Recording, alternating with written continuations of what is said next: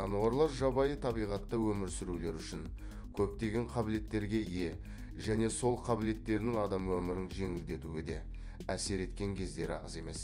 Осылайша бионика және биомиметика деп аталатын жаңа ғылым түрі де пайда болды.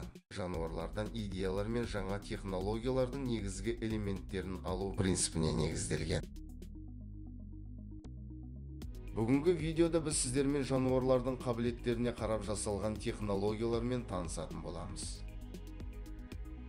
Өркешті киттер планетадағы ең массивті жануарлардың бірі болып табылады, бірақ олар су ішінде оңай қозғалады. Мұны байқаған Фрэнк Фиш атты инженер киттердің жүзбе қанаттарын 2000 жылдардың басында зерттей бастады. Бұл жануарлардың қанаттары белгілі бір пішін мен өлшемге тән тістерге ие екенін анықтады. Бұл шығыңқы жерлер киттің жүзу кезінде аз энергия жұмсай отырып, суда еркін жоғары жылдамдықпен қозғалуына көмектеседі екен. Жел қондырғыларын шығаратын компания бұл технологияны судан ауаға ауыстырды, яғни желдеткіштердің қалақтарына кит қанаттарының құрылымын жасады.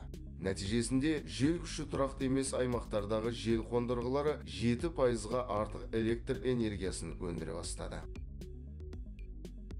Сарапшылардың бағалауынша жыл сайын миллиондаған құстар үлкен ғимараттардың терезелеріне соғылып өледі екен. Және құстарды қорғау мақсатында бұл мәселені шешу қолға алынды. Зерттеулер барысында құстар ұшу кезінде өрмекшінің ұясын соқпай, одан айналып өтетіні белгілі болды. Бұл құстардың өрмектегі ультракүлгін сәулелерді көретін қабілеттерінің арқасында екені анықталды.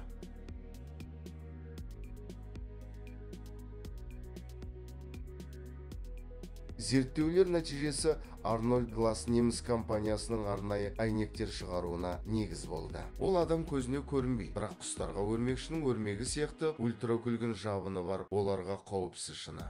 Соның арқасында құстардың терезелерге соқтығысуы 76%-ға азайды деп мәлімдейді. Акуланың терісі біз ойлағандай тегіс емес екен. Оның терісі де өткір тістерден тұрады. Олар акуланың суда жылдам жүзуіне көмектеседі. Жүзушілерге арнайы киім шығаратын өндірушілер теңіз жануарларына зерттеулер жүргізіп, акулалардан ерекше нәрсе тапты, яғни олардың терісіндегі тістері. Ал 2000 жылы Speedo компаниясы осындай эффектісі бар костюмді ұсынып, нағыз сенсация тудырды. Мұндай үлгідегі киімде жарысқан спортшылар Сиднейде өткен Олимпиада ойындарында жалпы медальдардың 83%-ын жеңіп алып, 12 әлемдік рекорд орнатты. Акуланың терісі үлгісінде жасалған киім спортшылардың жылдамдығын 15%-ға асырды. Геккондардың аяқтары миллиондаған микроскопиялық түктерден тұрады. Бұл оларға шыны және төбелер бойымен еркін қозғалуға мүмкіндік береді. Ғалымдар геккондардың бұл құпиясын ашқаннан кейін гекскен атты өте мықты желім шығарылды. Бұл желімнің аз мөлшерінің өзі 300 келіден асатын салмақты тегіс жерде ұстауға жеткілікті. Желім дақтарды қалдырмайды және оңай жойылады. Осылайша желімделген нысанды оңай алып тастауға мүмкіндік береді. Дельфиндер су ішінде 15 метр қашықтықтан өздерінің қоректерін немесе туыстарын анықтай алады. Жануарлардың бұндай қабілетін ғалымдар жай қалдыра алмады және гидролокатор жасауды қолға алды. Сүңгуір қайықтар мен кемелер алда келе жатқан объектілерді білу үшін немесе кедергілерге соқтығысуды болдырмау үшін бірдей гидролокаторлармен жабдықталған болады. Бұл құрылғылар дыбыс толқындарын жіберу арқылы алдағы нысандарды анықтайды. Яғни, жіберген дыбыс толқындары шағылысып, кері гидролокаторға анықтама береді. Жүрдек пойыздар алғаш жарыққа шыққан кезде жарылысқа ұқсас өте өткір және қатты дыбыс шығаратын болған. Адамдар ненің жарылғанын түсінбей, сапардың қалған уақытында өздерін шиеленісті сезінгенін атап өткен. Бұл мәселені шешуге орнитолог Эйзи Накацу өз үлесін қосты. Ол құстар суға үлкен биіктіктен сүңгігенде тұмсықтарының құрылымына байланысты. Суда оның артынан шеңберлер қалмайтынын атап көрсетті. Және дәл сол өткір үшкір тұмсықты жүрдек пойыздарға жасап, үлкен жылдамдықпен жүрген кезінде бұрынғыдай дыбыс шығармайтын болды.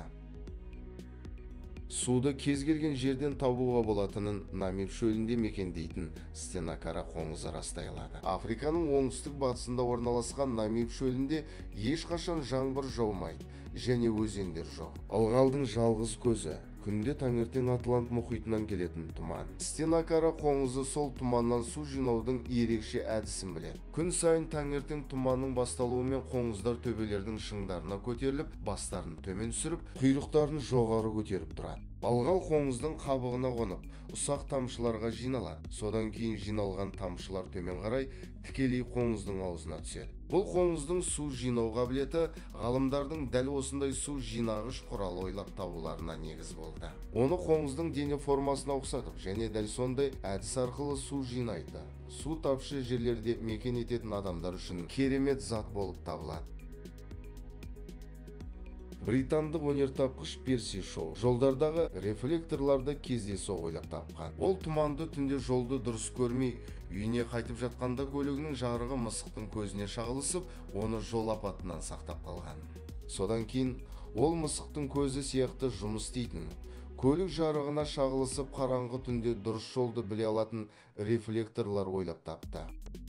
Қазіргі таңда бұл рефлекторларды жер бетінің барлық тас жолдарында кездестіруге болады. Дәл осындай көптеген технологиялар жануарлардың ерекше қабілеттеріне қарап жасалған. Және бұл қабілеттер оларда кездейсоқ пайда болды деуге болады ма? Дәл осымен біздің видеода өз мәресіне жетті. Назарларыңызға рахмет. Видео қызықты әрі пайдалы болса, арнама жазылып, лайк басып пікір қалдыруды ұмытпа. Келесі кездескенше сау болыңыздар.